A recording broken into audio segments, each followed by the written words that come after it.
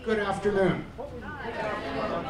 We want to welcome one and all here to the Bishop Connare Center, and also to those who are viewing us on our diocesan technology link, that all of you will be able to watch this again, this presentation on the archaeology of Rome. We are blessed to have with us today Mr. Dennis Wodzinski, who is our diocesan archivist, who heard about our experience that we're going to be having, and he offered to share his wisdom on the archaeology of ancient Rome. But before we begin, we're going to be greeted by our Bishop, Edward Malesic. So it's good to be back together again as we get used to each other, because we're going to be spending an awful lot of time together in the future on those two buses. So it's good to be together again this afternoon, a beautiful afternoon. As I was walking in, I said to someone that I was here this morning because our deacons had their annual retreat, the deacons, the aspirants to the diaconate and their wives.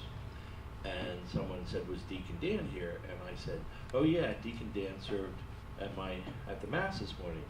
And then I thought, I wonder which Deacon Dan he means. We now have two. It gets confusing when you have all these clergy around. So one with the wife. It was the one with the wife, not the one without the wife. But Deacon Dan Carr, our newly ordained deacon, is here with us today, and we'll join up with him later in Rome as he goes back to continue his studies at the North American College. I hope that we've been praying for one another. I certainly have been praying for you.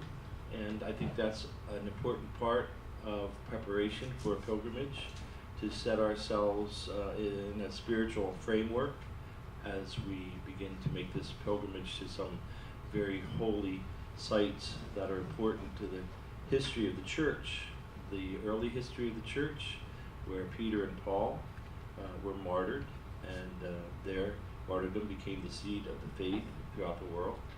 And to be able to pray at their tombs will be a great privilege for us. And then to walk where St. Francis of Assisi walked, and St. Clare, and then to be in the spiritual geography and physical geography of St. Padre Pio, another marvelous saint of our more modern times, and to meditate on the miracle that is the Eucharist at Lanciano.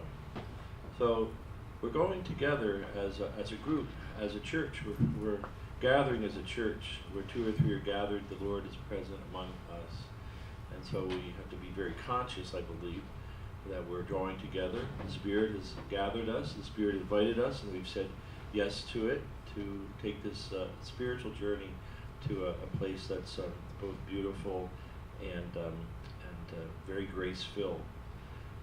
Today we're going to talk about the Scavi, the excavations under St.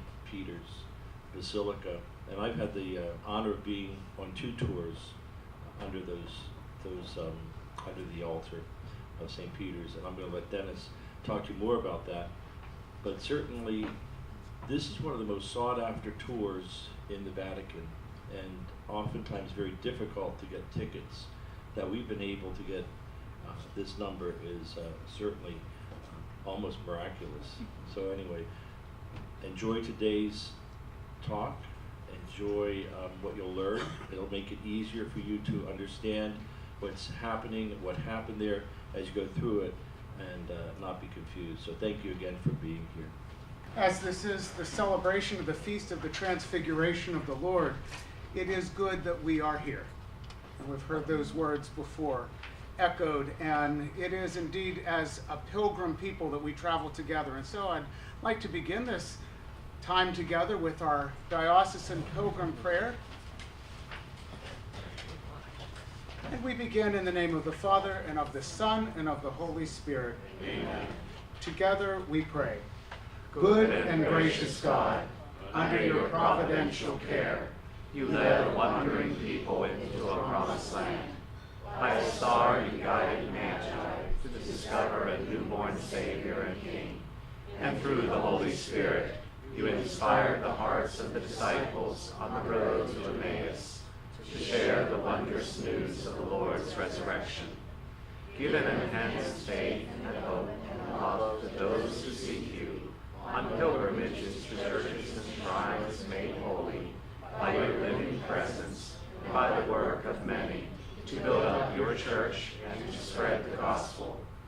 Fill us then with the joy of your life, present also within us, since you pilgrimage to us in the Incarnation, so that we might have not only life, but have it to the full through you. Grant, Lord, that at the end of this pilgrim journey of ours today, we may be refreshed in spirit and reinvigorated in our witness to you, by living then as your disciples, and by touching the lives of others through our joy-filled example. Keep us safe in your love as you journey with us throughout our lives. Amen. In the name of the Father, and of the Son, and of the Holy Spirit. Amen.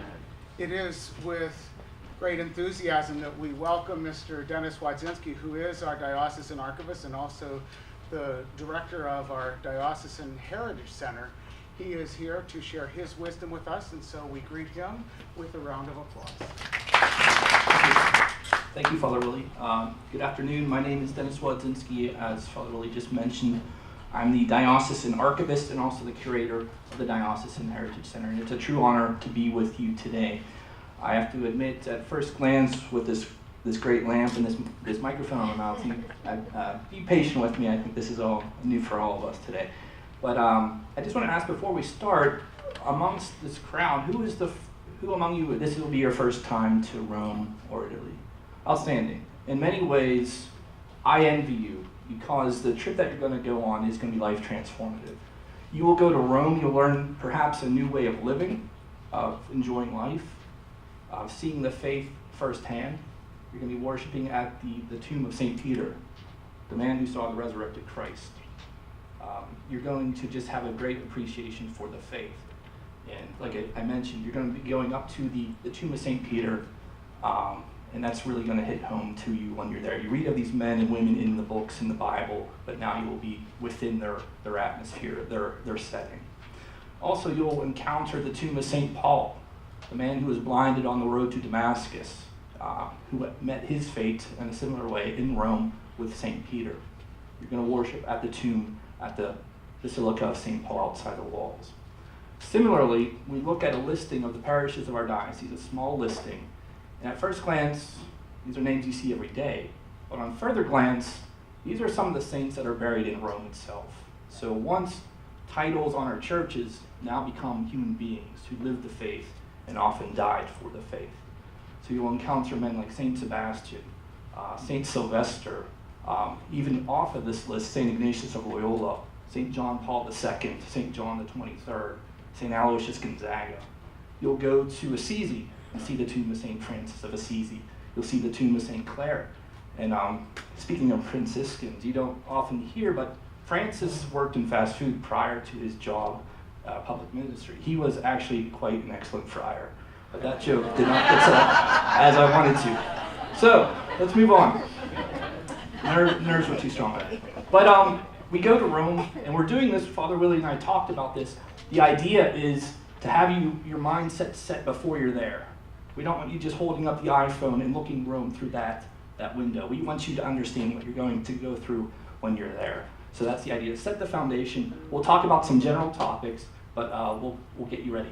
Initially, I talked to Father Willie, said I could talk about the Scavi, I could talk about the catacombs. On further deliberation, we said maybe we could talk about a few more things. So basically what I'm saying, we have a lot to go through in the next 45 minutes to an hour, and here's what we're going to look at. We'll introduce Rome. We already did that, so that's great. We'll look at Rome. Why is it located there? Physically, that's very telling to us. Why is it physically located there? Look at 800 years of Roman history in 30 seconds, because that's what we need to do. We'll also look at Vatican Hill. Not Vatican City yet, Vatican Hill. The excavations under Vatican Hill, the execution of St. Peter, the first Basilica of St. Peter, the second Basilica of St. Peter, and then we'll look at the Scavi, the Vatican City-State, some of the Patriarchal Basilica of Rome, the Catacombs of St. Callistus, and then where it really gets busy, we'll just start naming off churches and we'll see how much you know about them. We might not get to everything, but we'll talk about the Scavi, the Catacombs, and just orient you to what you're going to see over those couple of days in October. Okay, so let's get going. We look at the Mediterranean Sea, and right away you might already know Italy forms the big boot sticking right into the heart of the Mediterranean, so it's significant. Strategically very important for a budding civilization. It cuts the Mediterranean in two, is a natural route to North Africa, and it's protected from northern Europe by the Swiss Alps, the Italian Alps. So it's a strategically logical place for a civilization to begin. On the east side of Italy is what we call the Adriatic Sea, so it dominates Eastern Europe perhaps. On the west coast is the core of the Mediterranean Sea, an area we call it actually the Tyrrhenian Sea, and it is protected by the islands of Corsica and Sardinia on the west. You also note Italy has a spine, and that would be the Apennine mountain ranges. So strategically, there's mountains, there's rivers, there's water on all sides. So it's a very fertile area for a civilization to grow. Let's look a little closer. We'll look at the environs of Rome itself. Rome is 20 miles inland from the coast, from the west coast of Italy. So that means in its early days, it was protected from roving bandits and barbarians. So if someone was invading, they'd have to go quite inland to get to Rome. So it was naturally protected as well. Now we look at the physical topography of Rome. We often hear the term the Seven Hills of Rome, and that is largely within the large circle that I'm making on the map right now. Also notable is the River Tiber. As Western Pennsylvanians, we appreciate a good river, and Rome has the Tiber River, very significant. The River Tiber is navigable up to Rome, but not beyond it. So ancient Romans would ship up to the city of Rome, disembark, and supply their city there. As we get closer to the core of ancient Rome, there are two significant hills I want to point out of the original 7 hills of Rome. It's significant, this area we call the Palatine Hill. Significant to us today because the ancient emperors built their houses on this hill. They were palatial, so we take the term palace from the term Palatine Hill. The Capitoline Hill is just of this area right here. Significant to us, that was where the governance of Rome occurred, and actually today you'll go and find the mayor's office of Rome on that hill. We take the term capital from the Capitoline Hill. And you can see the mayor's building or the governmental building in this beautiful setting that Michelangelo constructed in the 16th century AD. In the armpit, I like to say, between those two hills is that beautiful area we call the Roman Forum, the core of ancient Roman civilization. So it was settled like in between those two great hills. I also want to back up a little bit as well. Rome was situated on the Tiber River, and the core of Rome is near what we call Tiber Island. If you have an island in a river, it means it's naturally shallow. So it has 7 hills, and it has a shallow river crossing at what we call Tiber Island. So it's a great setting for the establishment of a great empire, and eventually the core of Christian civilization. So let's go for 800 years and 30 seconds. I probably won't do that right now, actually. Rome was founded in 753 BC. For the first 200 years, it is ruled by a king. Romans don't like kings, so in 509 BC, until 27 BC, Rome is what we call the Roman Republic. From that period on, until 27 to 480 AD, is the period we call the Roman Empire. So that is Roman history in 800 years and 30 seconds. Veni, vidi, vici, I came, I saw, I conquered. Now we're going to be largely concerned with the first 100 years of the Roman Empire, a period when early Christianity spread in this area of ancient Rome. So let's look at this important area we call Vatican Hill. Now, Vatican Hill is not amongst the original 7 hills of Rome. Vatican Hill is located on the west side of the Tiber River, so it is outside of civilization establishment of the ancient city of Rome. So why is Vatican Hill important to us today? Obviously, there's St. Peter's Square, but why was St. Peter's Square built there? It is important because of what we call a circus. There's a great joke there, but I don't know how to formulate it between St. Peter's and the circus. But what is a circus in the Roman sense, may I ask? It's a circular tract, basically Ben-Hur, Circus Maximus, that's what you think.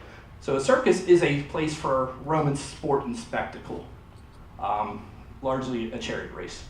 So that is why we're going to the area of Vatican Hill.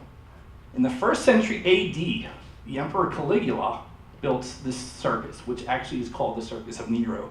There is a little discrepancy why it's called that, but Nero liked to take control, and he'll name the circus after himself after the passing of Caligula.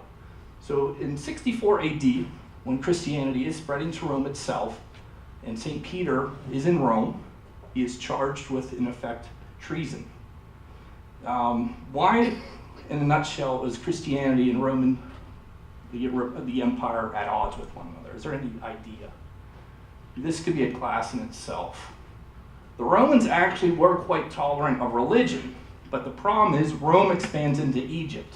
The Egyptians believed their leaders had a divine status. For the Christians, to think that a Roman leader had divine status, that is completely against our beliefs. So we cannot take a public oath in a public square with the emperor looking at us as a god. So that is where the great divide largely builds, and it just blossoms from there. So the Romans enjoyed what we call spectacle. They enjoyed sports, festivities, races, etc., etc. That's why we build these beautiful public buildings. So on the anniversary of Nero's 10th anniversary coming to the rule of Rome, he will have a festivity in his circus. It also coincides with the prosecution of St. Peter. I said the Romans like spectacle, so they like sport, but they also like public execution.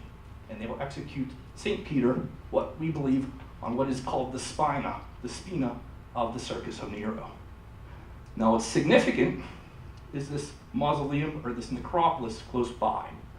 When St. Peter is executed in 64 to 66 AD, we know the story, he perhaps was executed, crucified upside down. The local Christians will bury him in a mound on the slope of Vatican Hill, if that makes sense, close to this necropolis. Now you're going to be traveling, when you're on the Scavi tour, down this road actually, looking at different mausoleum, and then you're going to gradually come to where St. Peter is buried. And that is why St. Peter's Basilica is where it is, because of a circus, where St. Peter was executed, and then he was just gradually moved about 100 feet, 100 yards away. Okay, so the Circus of Nero, in effect, would be right around here, south of St. Peter's Square, and St. Peter's body is buried under the dome, directly under the altar of the current St. Peter's Basilica. So at first, St. Peter is just buried in the ground. He's buried with dirt on his body. There's no sarcophagus. There will be maybe a shroud on his body, but there's not a significant tomb. Early Christians will know where he's buried, but there's not a physical monument. In 200 AD, a well-to-do Christian, at a time when the persecution was not strong, will build what he calls, or what we call, the trophy of Gaius over his tomb. So it is physically marked for the first time, and that is significant because eventually Constantine will build his basilica directly over what we call the trophy of Gaius. Now keep that image in mind as we go under St. Peter's Basilica. So gradually also, when this public monument to St. Peter was built, more and more Christians want to start being buried next to him. So as you're going on the Scavi tour, you'll start to note as you get closer to St. Peter some Christian imagery. You'll see peacocks showing new life. You'll see the Good Shepherd. You'll see Jonah and the whale depicted on some of the walls as well. Before we go to St. Peter's Basilica, the Scavi, I want to ask, is there anything left of the Circus of Nero? Does anybody know offhand? The obelisk. Very good. We have a very good student here. In the center of the Circus of Nero is an obelisk, one of the oldest objects in Rome. It's Egyptian. The Romans conquered Egypt, and they're going to take everything they have. So they will decorate their public monuments with obelisks. So St. Peter was crucified within the shadow of that obelisk. And in the 17th century, they moved that obelisk to the center of St. Peter's Square. So it is still there today. Think of this. This obelisk is probably one of the last things St. Peter saw, physically saw with his eyes.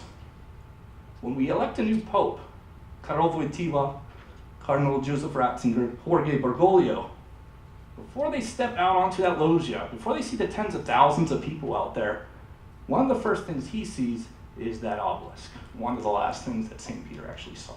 So it's just a beautiful connection between the first pope and the newly elected pope, I think. The seminarian who told me that is by the name of Roman. He's probably a priest by now, but it's a lasting story that he gave me a couple years ago.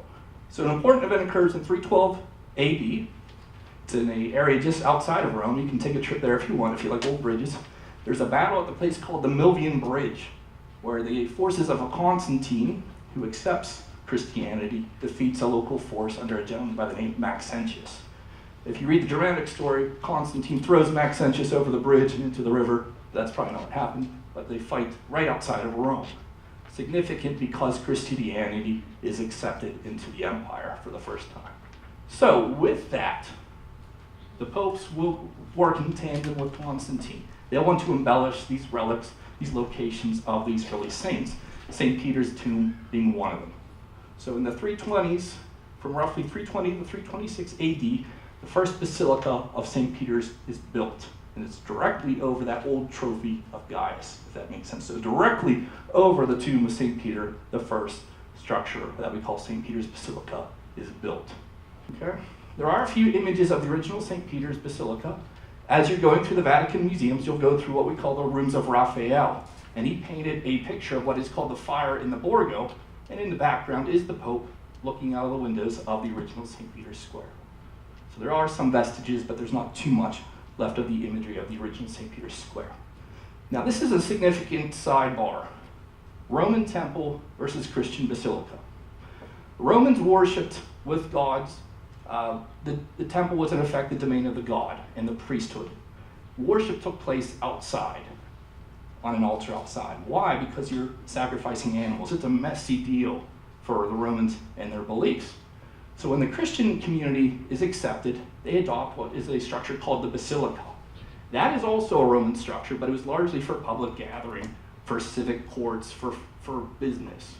So they accept it because it welcomes people inside instead of having worship outside.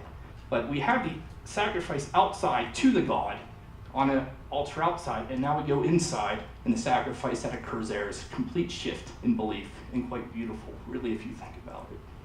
Now, in regards to the burial of St. Peter, we see this mausoleum, or the tomb, the necropolis that near where St. Peter was buried. So the new first Basilica of St. Peter is built directly over his tomb. So that is the arrangement that will occur with the first St. Peter's Basilica, that we built directly over those mausolea and the tomb of St. Peter. And this is just a show of how close that Circus of Nero, where Peter was executed. There's a road just north of that circus, and on that road is where the necropolis occurred, and St. Peter's tomb is directly under the altar of the original first Basilica of St. Peter's. So Old St. Peter's Basilica, created by the order of Constantine, will survive until roughly 1500s. It's built over directly the tomb of St. Peter. And the facade of the basilica notably faced Rome. Gradually, the power of the empire dissolves. The power will shift to the other side of the Tiber River, where St. Peter's Basilica is located. So let's look at a few more improvements on the hill. It's decided that in the 1400s that the old St. Peter's Basilica is no longer sufficient. A new basilica is needed.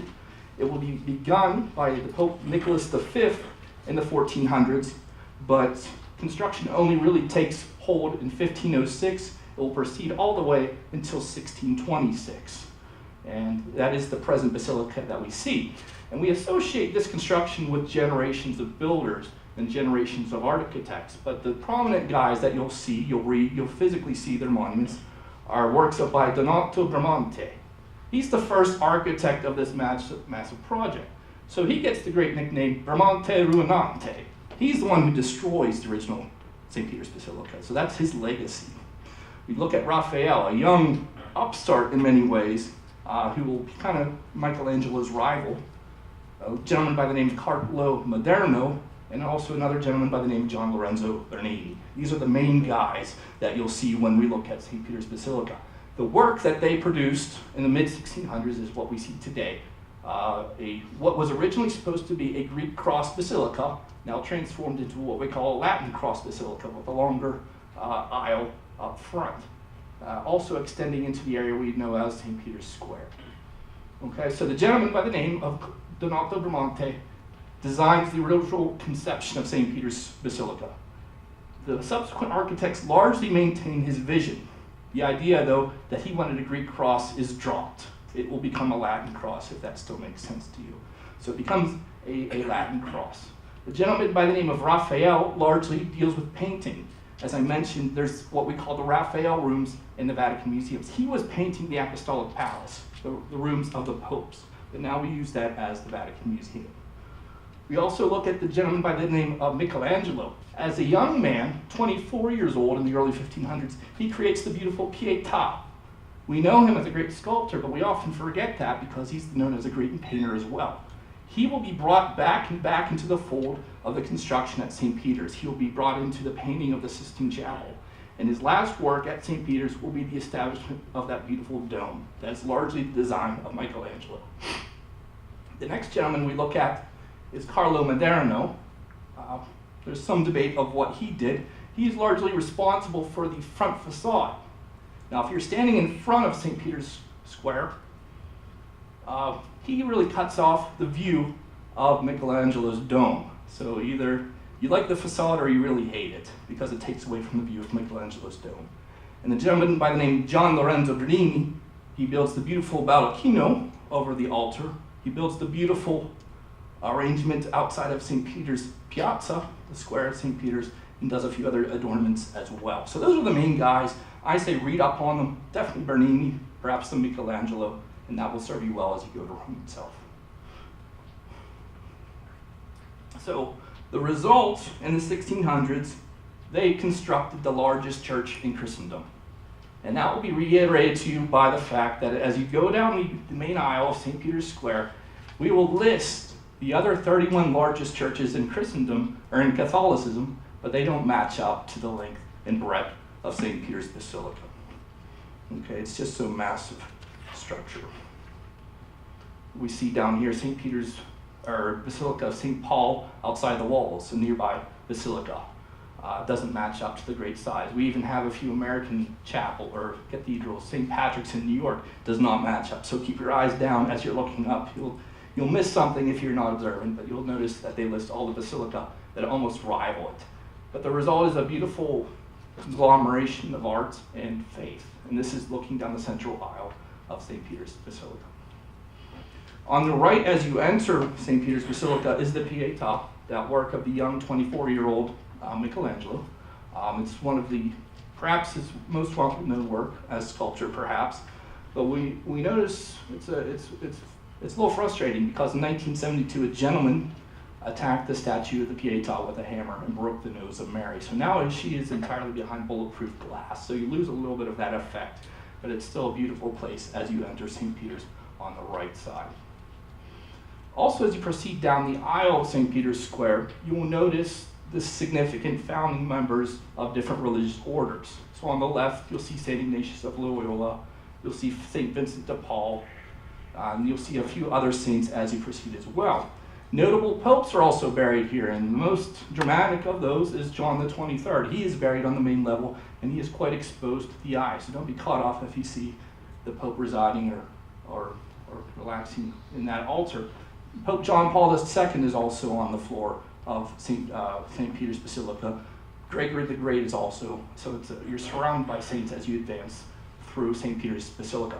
Also worthy of note, as you proceed down the left side of St. Peter's Basilica, there is a place reserved for prayer. Oftentimes it's a tourist area. You kind of get lost sometimes, but there is a place reserved for prayer. It's the Chapel of the Blessed Sacrament, but you also know there's areas for confession. So if you're available and the priests are available, perhaps you might avail yourself of that service in St. Peter's Basilica. As you proceed towards the main altar, you'll see Gian Lorenzo Bernini's massive masterwork, his baldacchino, the appropriate canopy over the altar of St. Peter's and also the tomb of St. Peter's. It's said that the Barberini popes commissioned him to create this beautiful structure. It's largely made out of gilded bronze, and it reaches up into the depths of the dome of Michelangelo, which you see on the right. And you'll notice as you look up to the dome of Michelangelo that the great quote that "You are Peter, and upon this rock we will build this church" circles above you as you look up into that beautiful dome. And when you read that, don't forget below you is buried Peter himself. This is quite a significant spot in Christendom. Also, while you're at the altar of St. Peter's Basilica, you'll look up at the dome and you'll notice 4 significant piers because they contain significant relics of the faith. There's a pier with a gentleman by the name of St. Longinus. Purportedly in that pier is the lance of Longinus, the man who pierced the side of Christ. To his right is a statue of St. Andrew. Previously, the head of St. Andrew was held in that pier, but it has been since given to the Greek Orthodox Church and Patris Greek as a sign of ecumenical relations, but it used to be in that pier, supposedly. I don't know how that got there. Just seeing if you're still paying attention, actually. You also see a statue of St. Helena with a relic of the true cross within that pier as well, and you'll see a statue of Veronica, purportedly the veil of Veronica is in that pier.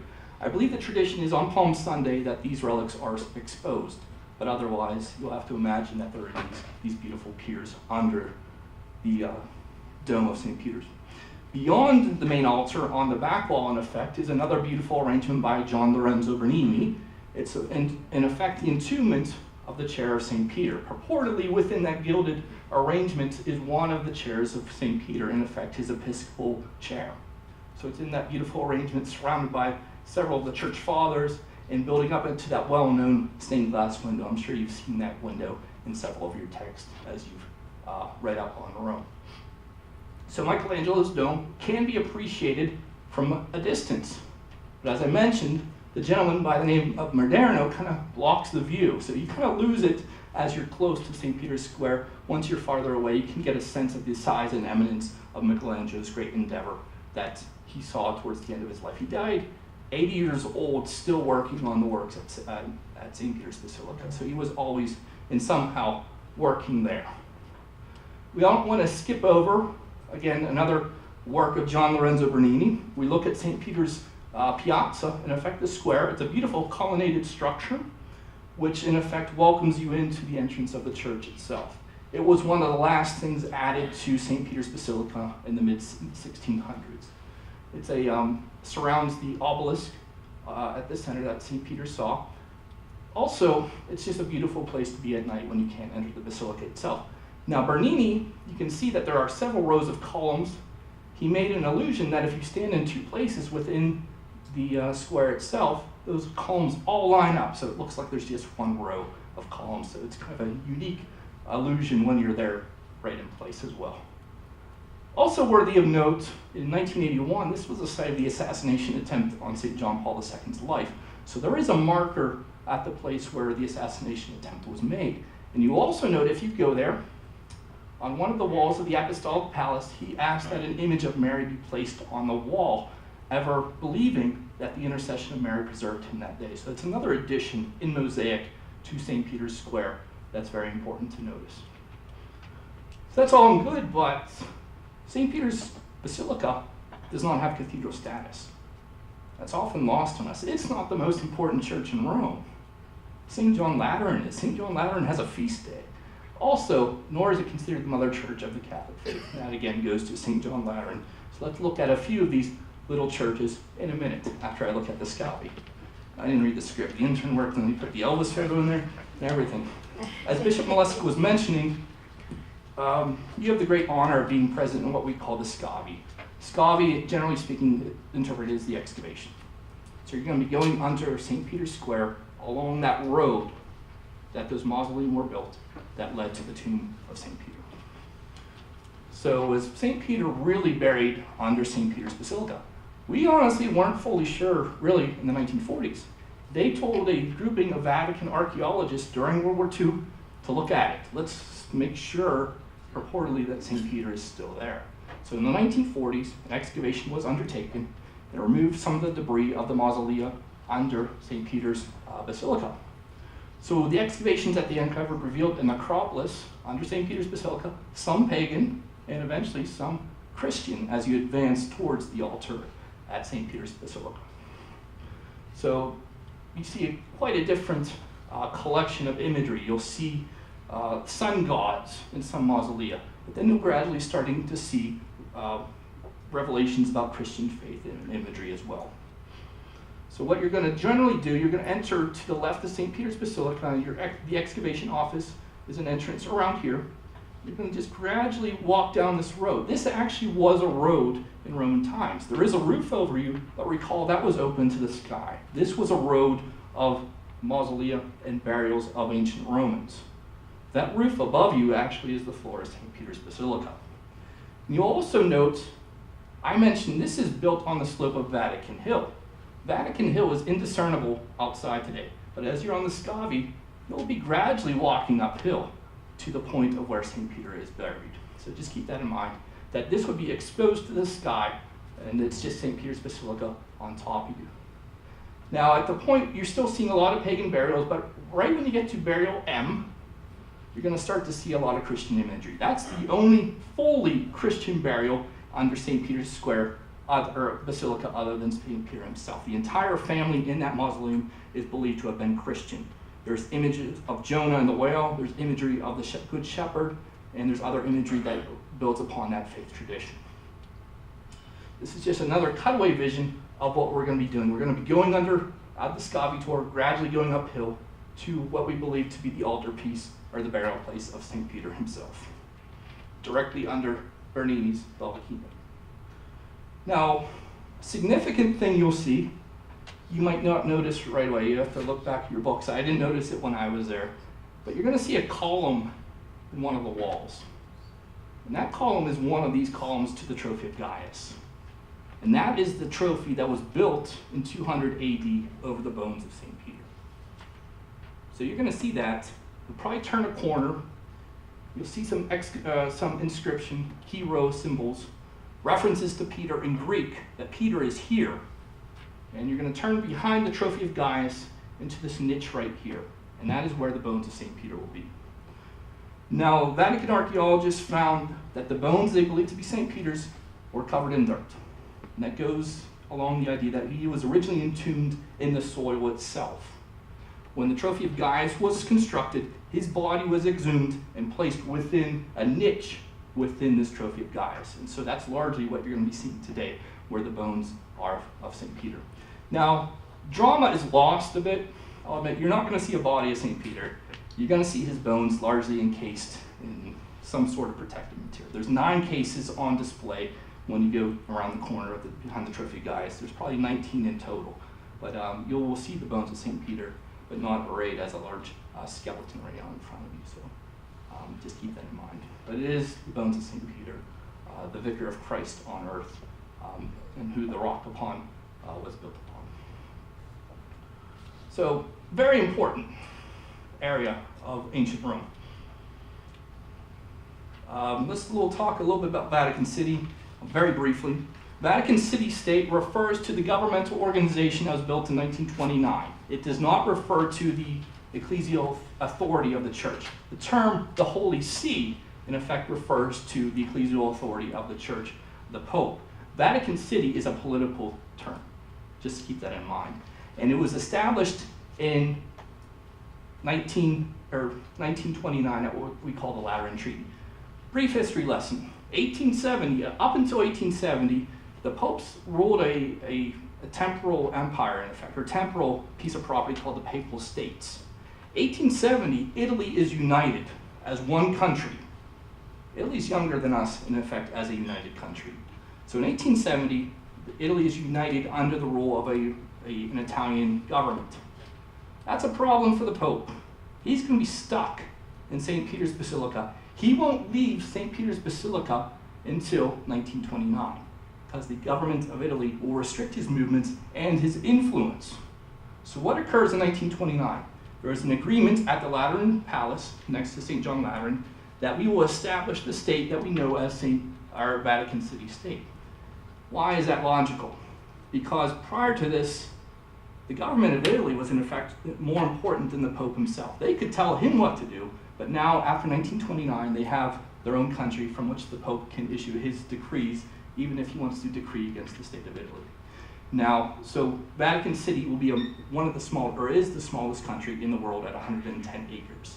Other basilicai will also be under the jurisdiction of Vatican City State. The catacombs are also the property of Vatican City State, but that's why it was created.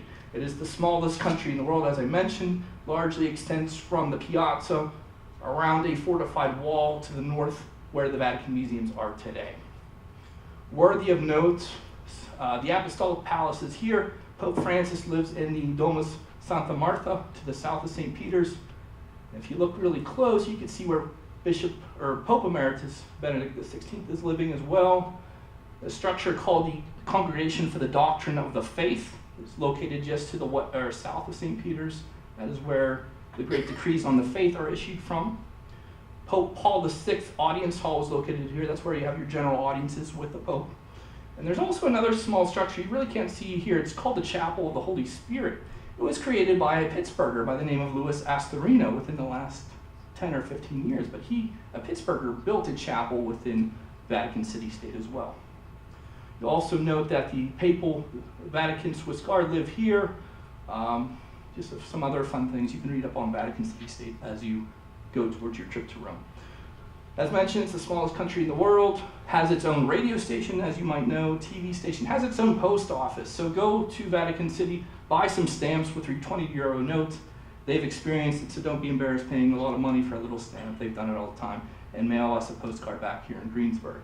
As I mentioned, Vatican City State also has its own army, the Pontifical Swiss Guard, about 100 young men from Switzerland who vow to protect the life of the Pope. It's more of like an elite SWAT unit. They're very well armed, even though they carry those big halberds. They know what they're doing, so don't try them.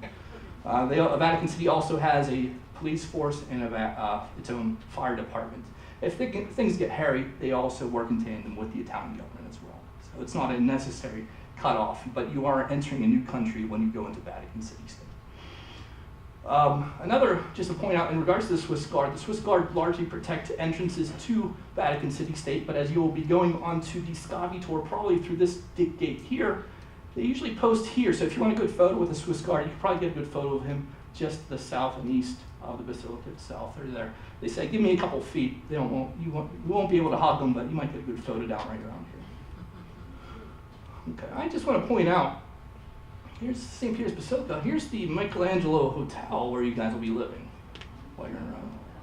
So that's like a 10-15 minute walk if you don't get lost, but I think I can trust all you there. You also know Deacon Dan Carr will be close by if he's in studies. This is Pontifical North American College over here, so maybe you can ask him for some advice where to get a good coffee or gelato. I know he's amongst us today. Okay, so that's your hotel, and there's the Dome of Michelangelo right there. Okay, so I'll go roughly over the other basilicae that you might see. There are 4 of them. St. Peter's Basilica, the burial of St. Peter, Basilica Santa Maria Maggiore, the most important church in Rome, the Basilica of St. John Lateran, and the Basilica of St. Paul outside the walls, where St. Paul himself is buried as well. So let's look at the Basilica of St. John Lateran. Again, one of those great trivia questions, the seat of the Bishop of Rome, the cathedral church of the Bishop of Rome is actually here. This structure dates prior to the building of St. Peter's Basilica. Pope, I think it was Sylvester, will ask for a construction of a cathedral for the Bishop of Rome in the early 300s AD. It'll be constructed around 314 AD. St. Peter's Basilica was built in the 320s. So it is the oldest site of a basilica in Rome as well, so that's important. The current structure is datable to the 1600s, and as mentioned, until 1870, the popes themselves are actually installed at St. John Lateran.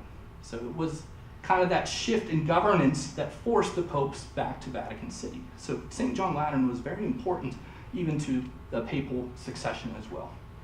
And this is the only church in Rome that has its own feast day on November 9th, the dedication of St. John Lateran. Yesterday was the memorial of the dedication of Santa Maria Maggiore, but not a proper feast day.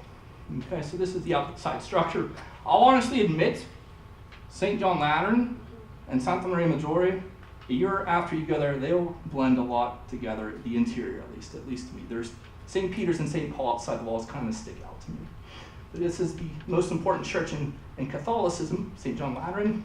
The interior, the gentlemen on the side are the apostles. As you go forward, it has a confessio, or a area to descend, similar to that of St. Peter's Basilica. Purportedly, in the altar at St. John Lateran are the heads of St. Paul and St. Peter.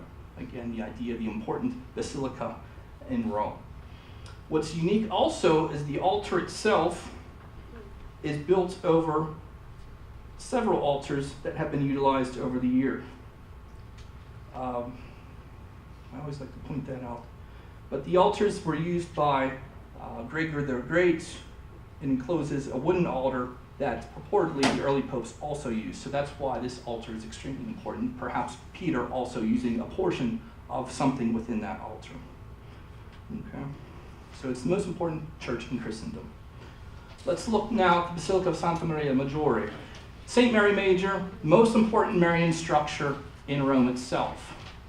To me, in recent news, this also jumps out to you. The day after Pope Francis is announced, there's a photo of him kneeling in prayer, and he goes to Santa Maria Maggiore to go to pray to Mary specifically. So that's one thing that really sticks out to me about Santa Maria Maggiore. It's a larger, square-built structure right in the heart of the of the modern city. But it is also one of the older structures. The first structure was built in the 300s AD. The current structure, the main aisle, is largely dated to the 400s AD. So really, in effect, physically, it is one of the older, if not the oldest, church structure in Rome today, Santa Maria Maggiore. Has the tallest campanile, bell tower in Rome, and also notable for the art lovers, John Lorenzo Bernini is buried inside there as well. So that is Santa Maria Maggiore, the core of it dating to the 400s AD. I like to point out that Santa Maria Maggiore, in the depths of the Confessio, there's a more than life-size statue of Pope Pius IX. He was the last pope installed at St. John Lateran. I actually have some lineage. I have an ancestor who was a Swiss Guard, and he served under the tutelage of Pope Pius IX, so there's kind of a neat connection there. But also purportedly within the Confessio of this church, there are relics of the infant Christ, in effect, perhaps a relic of one of the early cribs that the infant Christ resided in. That is one of the major relics purportedly within the Basilica of Santa Maria Maggiore. So when we look out now at the Basilica of St. Paul outside the walls, so it's well south of the major portion of the city.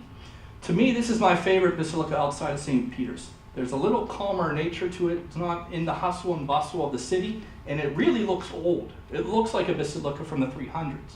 However, St. Paul outside the walls has burned down a couple of times. This current structure is really from the 1850s, so it's probably the more modern of all the structures. This is the burial site of St. Paul. This is where St. Paul was buried. He was executed at a place called Tre Fontane nearby, but this is where he was buried. The high altar is built over the tomb of St. Paul. That was just recently confirmed by Pope Benedict himself as well. It's personally my favorite, as it is typically calmer and quieter here. There are mosaics of all the popes, from Pope Peter all the way to our current pope as well. Okay, you also have a beautiful outside, so if you go to St. Paul outside the walls, which you will, so step outside, take a beautiful photo of that mosaic. Word of warning, most of the imagery you see in Rome is not painting. It's mosaic. Upon further review, it's little tesserae that shows the handiwork of these Roman artisans at that time. And also a fantastic and vicious image of St. Paul outside as well. But it is the typical arrangement of an ancient basilica of those early churches. The high altar, St. Paul is buried underneath. I also point out this structure here. I went to a Jesuit college, so the chapel of the Blessed Sacrament, St. Ignatius of Loyola and his earlier founders took their vows within that small chapel there. So it's just a neat thing. You're going to be tripping over history of all of these places that you're going to. So these were important structures amongst the saints as well. You'll notice an abbey is attached to St. Paul outside the walls, and it is extraterritorial status of the Holy See. So again, you're once again on Vatican City property when you're in these basilicae. So let's briefly talk about the catacombs. I'm hitting my mark right now. What is a catacomb? Generally speaking, there are a lot of myths with catacombs, but in effect, it's an underground burial. There's a myth that only Christians were buried in the catacombs. There are actually Jewish catacombs in Rome as well, so it's not unique to the Christian community. Also, a myth is the fact that these were the hiding places of the early Christians. These certainly were not. You're going to be going to the catacombs of San Callisto. It was built on the Appian Way. One, the Romans know you're doing something over there. Two, if they're going to be persecuting the Christians at a certain time, that's one of the first places they will go. So they are not a hiding place of the early Christians, but typically the burial spot of those early Christians. The term itself is a specific term. It referred to an area in Rome near the Basilica of San Sebastiano, which in effect meant in the hollows, in the caves. So wherever we start to bury Christians, that term catacomb will follow. Okay?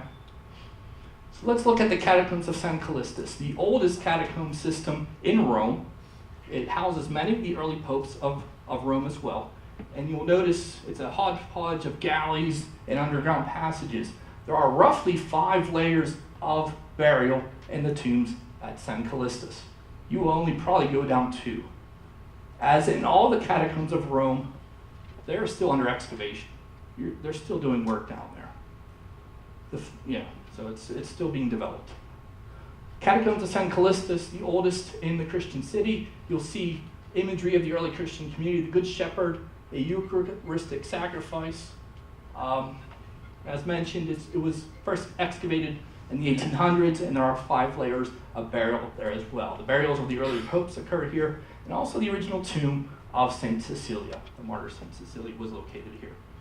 Now you'll notice these were the tombs of the early popes. You'll go into catacombs, you won't really see where people are buried anymore. They were largely moved due to the fact that when Christianity was accepted, we could start to be burying them near our saints. So the idea is let's move them out of these underground chambers and move them to more appropriate burial spots. Okay, so you largely will not see any locations where these are buried. Now this is a copy of a Moderna work that depicted the burial spot of St. Cecilia. She has since been removed, but they still mark the original burial spot of her in the catacombs of San Callistus. Okay, so that's generally the catacombs in about 2 minutes. Not really, but I like to think that. Odds and ends. One of the first things Father Willie told me to do is show you this thing. You're going to have a big question. What is that thing? That is what we call the pyramidal tomb of Gaius Cestius.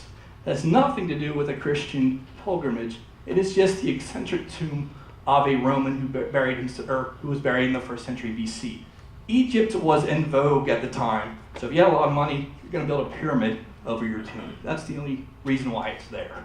It's not an Egyptian pharaoh or anything. It's a Roman who had a lot of money. So you're going to see a basilica called Basilica of Santa Maria sopra Minerva. Unique in the fact that its title says Basilica of Mary built over Minerva.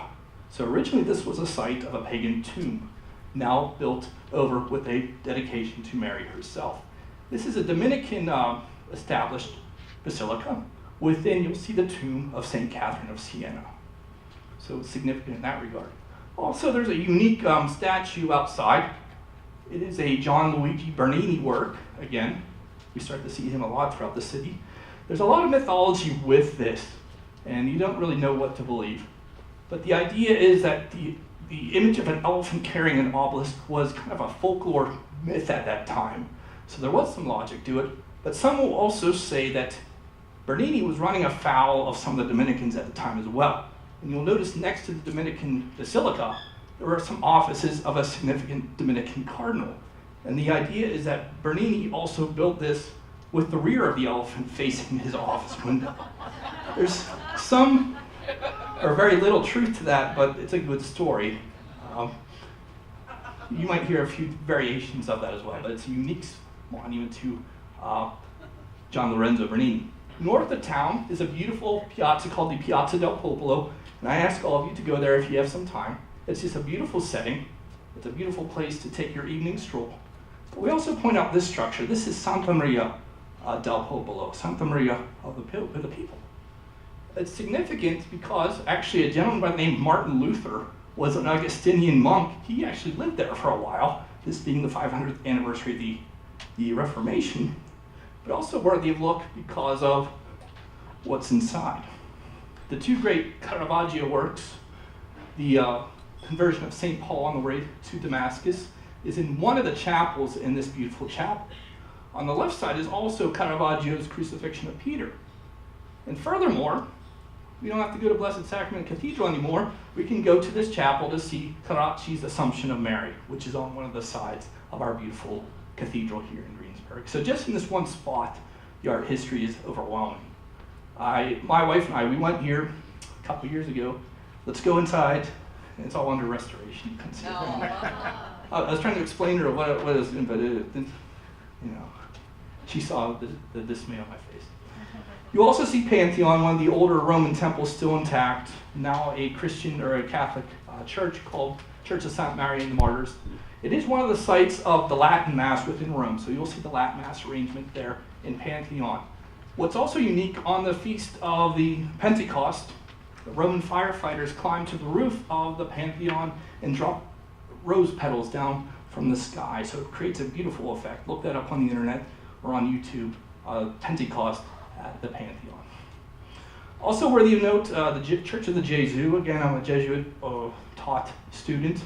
The chief church of the Jesuits in Rome, and also the tomb of St. Ignatius of Loyola is there as well. You can also see the right hand of St. Francis Xavier. It's exposed to the world, and it's something you don't forget.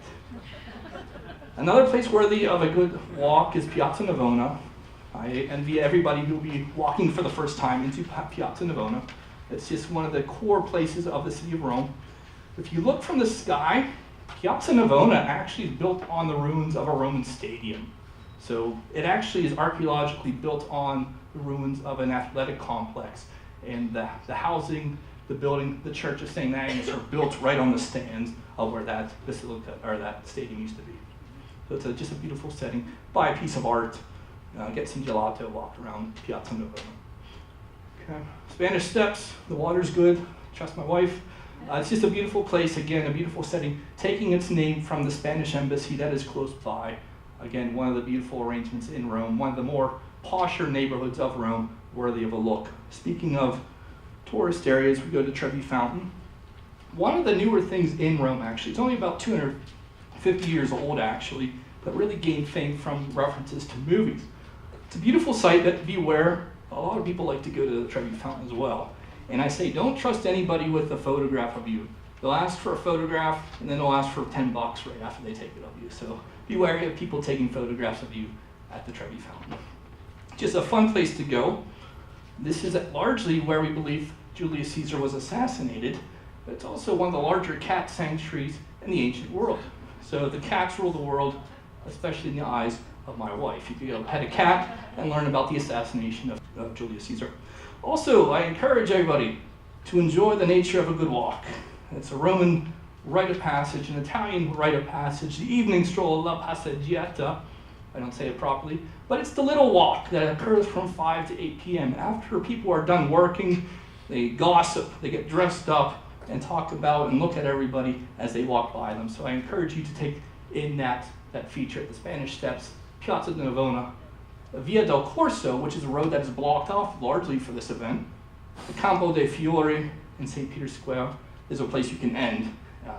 We're not strolling there to impress, but that's a good place to end. Just a way to experience Roman life.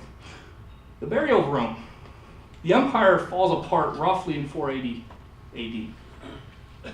The Vandals, the Goths, they come to Rome. They no longer treat with the emperor. They're going to go to the other side of the Tiber River. They're going to talk to the Pope. So the empire falls, but the papacy is getting built up. What's interesting to note, in the 1st century AD, Rome had a population of 1 million souls. That's remarkable for an ancient city. It only hits that mark within the last 100 years again. Rome becomes physically a backwater in many ways, other than the role of the church. And you will look into the Forum itself. You see cows walking through the old ruins. The floor of the Roman Forum was under 20 feet of dirt. Such has been the buildup over the years, the misuse of certain areas. Also worthy of note, Rome has a port city, just showing how things change. It's called the city of Ostia Antica, a great archaeological site. On the coast in the 1st century AD, it's now 1.5 miles inland. Just has kind of the buildup of sediment, the misuse of property. You also might note it as the place where St. Monica passed away, the mother of St. Augustine. So Rome has been excavated. It's been brought to its cultural revival, largely with the Renaissance, stronger popes, and the importance of it as a cultural city has reemerged. It's just a beautiful place to take a stroll. So I'll make some recommendations here, and I'll take some questions. Keep a journal. You're going to forget a lot of things. So that night, take your stroll, take your little notebook, a group of friends, have some gelato, cafe, and just write down a few notes, just so we remember it. Also, I always recommend, this is called The Blue Guide to Rome. It's not like a Rick Steve book. It has some intense writing in it. This is not the most recent edition, but it's a great tour guide that you might want to take with you. It comes well recommended. Tre Scalini, near Piazza Navona. Giolitti's, near Pantheon. Great for gelato. Go there. You think of gelato, you think of a teenager scooping ice cream out. These guys are well dressed. They have nice ties, vests, and it's just an experience to appreciate. And don't get overwhelmed. Usually what happens, you pay right when you go in. Usually there's a cashier right next to the door. You ask him or her what you want, or you tell her what you want. They'll give you a receipt, and you go over to the guy behind the counter, and he'll make it up for you. Try some cafe. Roman rule, if your coffee has milk in it, drink it before noon. If it doesn't, drink it in the afternoon. They'll make you anything, but sometimes, tourists. Just keep that in mind. I learned a lot of lessons while I went in Rome. Other books worthy of note, Pope's Ceiling by Ross King. It's a great text on Michelangelo and his role in painting the Sistine Chapel. There's a book called Basilica Building St. Peter's by R.A. Scotti. It's pretty good. And there's a general text called Rome by Christopher Hibbert. And if you're really into archaeology, there's a text called Roman Environs. That's all just archaeology. Or Rome by Amanda Claridge. They're both good books as well. Okay. So eat, drink, be merry. Indulge in some carbonara. Drink some wine. I didn't know what wine was when I was little. I was sure it's good. And enjoy a good cafe. One of the things I want to recommend to you now, Vatican.va has a feature on its main page. It says, in effect, virtual tour. If you want to see these beautiful basilica before you go, click on that. You'll have the option of choosing these beautiful structures. Choose one of those, go to St. Peter's, click on virtual visit, and it'll give you some beautiful places to look at the basilica. These were photographed by students at Villanova University. It's just a beautiful way to experience Rome, and it's largely what I used for this presentation. So why is Rome important to our faith? Why did St. Peter go to Rome? Why did St. Paul go to Rome? It was not the spiritual hotbed that we know today. They went to it as it being the city of man, as I believe Thomas Aquinas wrote. They went to where it was most needed, and they paid with their lives at places like the Circus of Nero and places like Trefontane. So it is not always the Christian city, but it has developed largely through the efforts of people like our saints that you'll see at these beautiful altars. Additionally, when the empire falters, as I mentioned, who will fill the void? The importance of Rome shifts across the Tiber River to St. Peter's Basilica. The Pope will be the big man in Rome ever after, so keep that in mind. So some conclusions. So I always say, Rome's going to seduce you. There's no way about it. You're going to enjoy the simple things in life. You're going to enjoy a cup of coffee that's about this big now. You're going to want to gather with your friends, and you're going to make a lot of good friends on this trip. You're just going to want to walk around and talk about life. You want to go to all these different churches in our diocese, perhaps, and experience the faith in a new way. But your faith is definitely going to be reinvigorated. And I often tell the story of St. Ignatius of Loyola. If you know his story, he wanted to go to Jerusalem and be a pilgrim and live amongst the ruins of Jerusalem. That's all he wanted to do. But he was told he could not stay. So in effect, he made Rome his Jerusalem. That was where his ministry would have to be undertaken. You go to Rome, you get invigorated with the faith. You pray with Bishop Malesic and Father Willie and Father Michael. You come back and make Greensburg, in effect, your Rome. You make Rhinestone your Rome. My great dramatic part there. But you bring back the faith, fired up, and invigorate the Diocese of Greensburg with what you've experienced. So that's all I would like to say at this point. Grazie. And we have a big event coming here from the Assumption, so please come back on the 15th. That's my general spiel, and I thank you for partaking in it. Bishop Malesic will be here to meet and greet and just see those who are here again. This is not our entire group. We have probably about 20 more who were not able to be with us. So you can see this is quite a large group. And if you were here in February when we met, the bishop made the comment that he would like to see all of you get lost in Rome, much to my dismay. And I said, we'll just give them all your cell phone numbers.